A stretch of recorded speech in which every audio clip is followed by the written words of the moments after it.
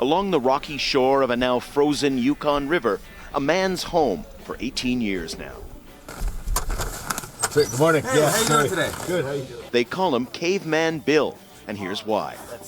There's just room inside to eat and sleep and do the fine carpentry that earns him a living. Water comes from the river and heat from firewood gathered a few steps away.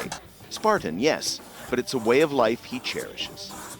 Just relaxing lifestyle. I know so many people, put themselves into an early grave chasing something that they never achieve.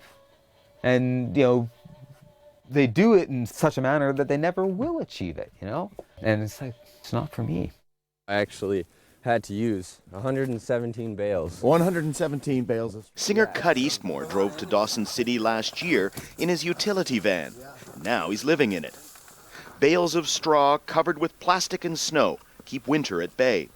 Inside it's cramped but comfortable enough for Cud to live and run his web design business from what used to be the driver's seat.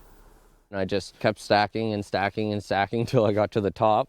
And then luckily everything panned out the right height and I was able to stack across the top. It's really hard to buy land up here. Land's really expensive, so that takes time. So for the first winter, I just wanted to make sure that I could stay warm, because once you have warmth, food, and shelter, you're good to go.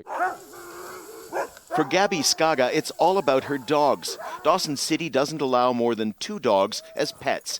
Gabby has 9 that she uses to run a dog sled. So she lives in a small cabin built of spruce logs from the forest and melts snow on a wood stove to get enough water for all those thirsty mouths outside. Again, it's about independence.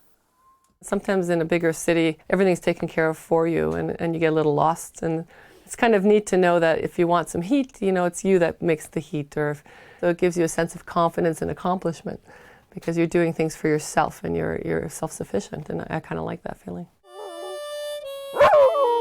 Being off the grid isn't for everyone, though it clearly suits Cud Eastbound and the dozens of others who live this way up here.